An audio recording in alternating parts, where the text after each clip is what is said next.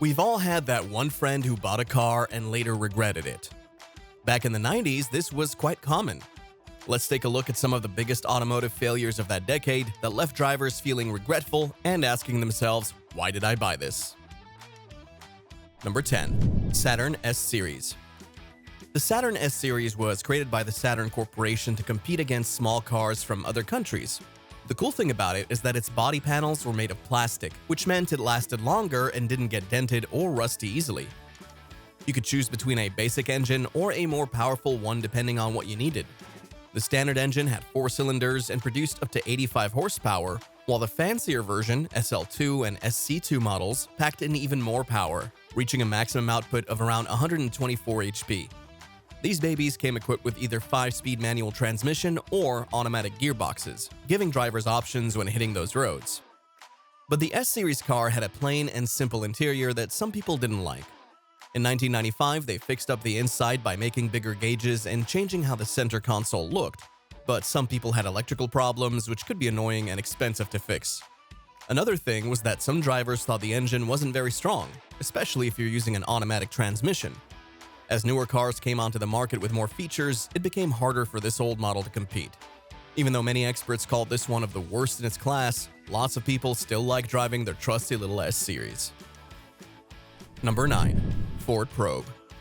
The Ford Probe was designed as a sporty coupe and was created by both Ford and Mazda. In fact, it shared its platform with other popular Mazda models like the MX-6 and 626 models. When the Probe first came out, people really liked it. So much so that Motor Trend named it Car of the Year in 1993. There were different engine options available. One had an inline-4 engine producing around 115 horsepower, while another model called the GT offered more power with its V6 engine, which gave off about 164 HP. The transmission could either be automatic or manual, your choice. The best thing, though, is how fun handling all these cars was. Everyone loved driving around town in their sweet new ride, especially when competing against other sports coupes like Eagle Talon or Toyota MR2.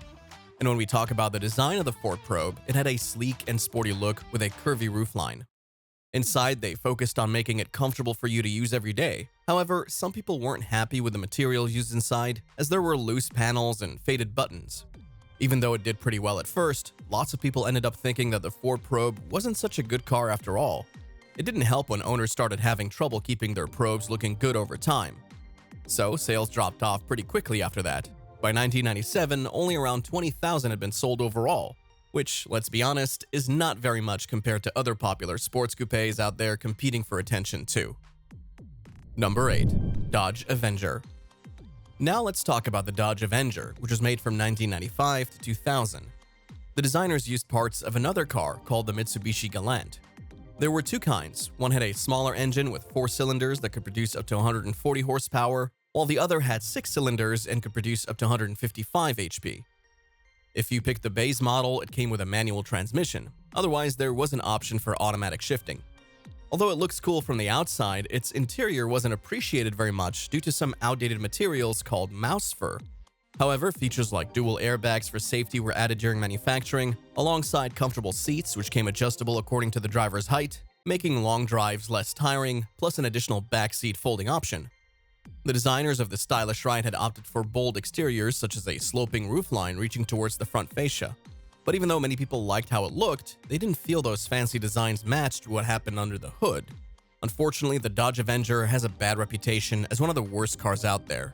People don't like how it performs. The base engine is weak compared to other similar cars, and its handling isn't very good for a sporty coupe. It also breaks down often, causing problems with things like transmission, brakes, or fuel system, which makes people think that it's not reliable at all.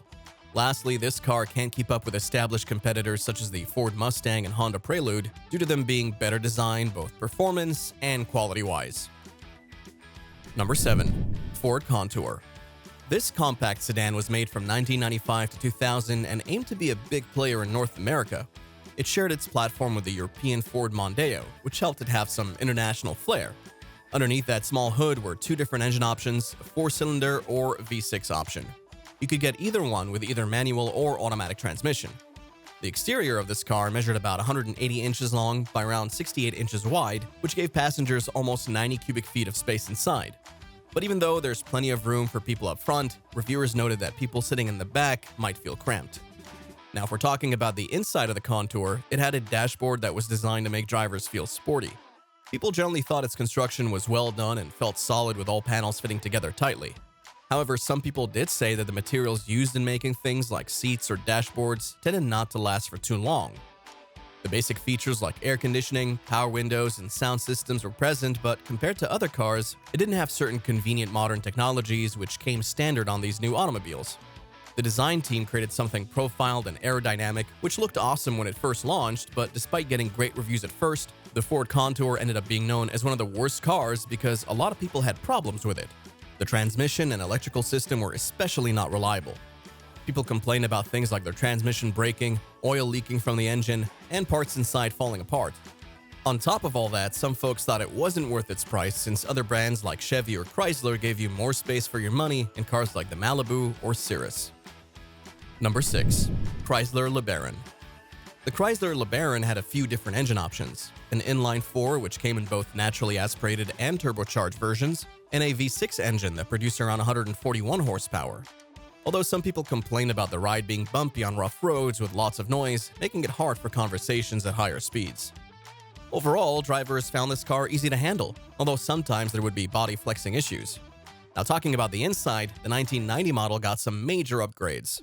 They redesigned the dashboard and center console, which made everything look nicer overall. However, there was a problem with some of the plastic materials used in making these parts that caused them to wear down over time.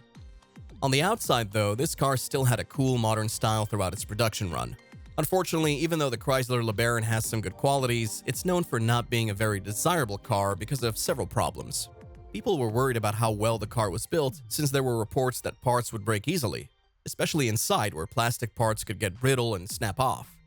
Another thing is that many people saw this type of car as one their grandparents might own, meaning young drivers didn't find it cool or stylish to drive.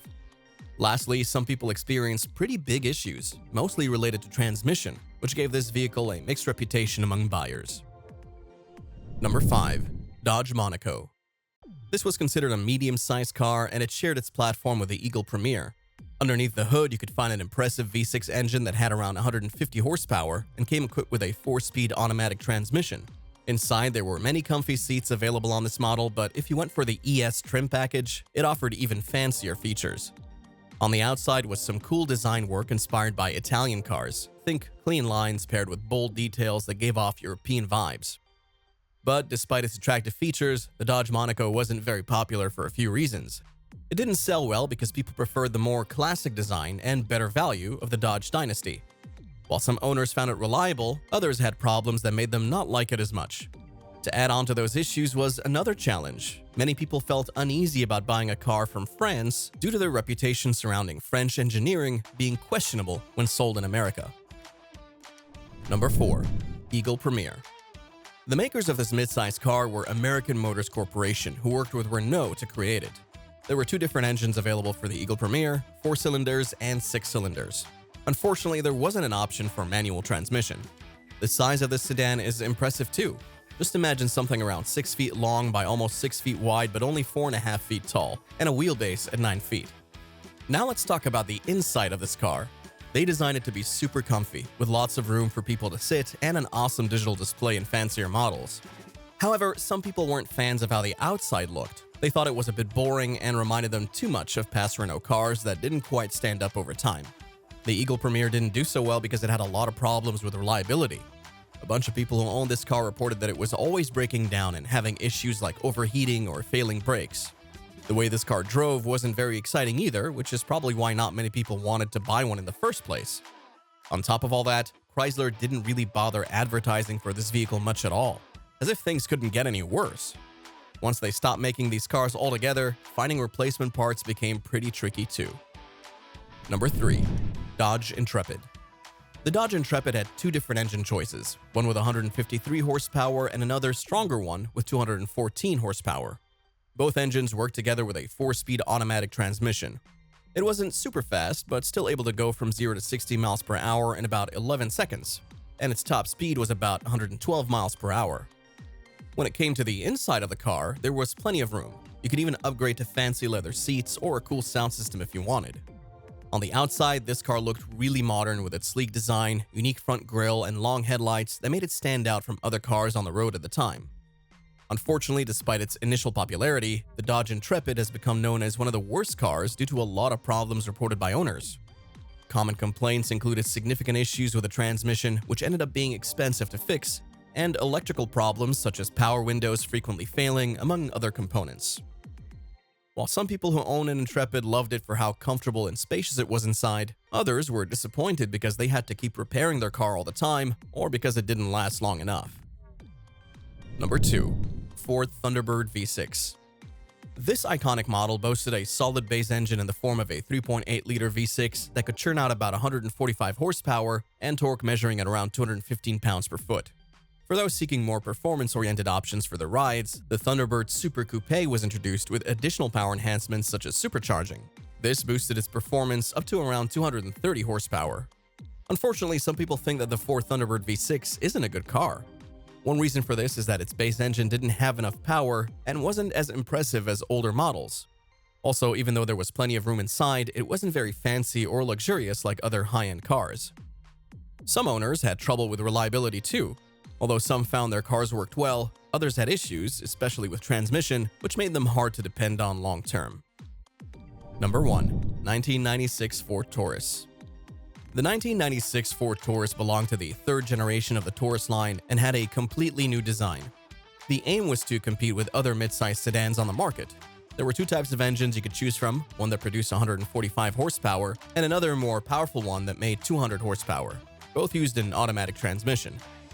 Unfortunately, a lot of people didn't like the 1996 Taurus because it looked really different from other cars.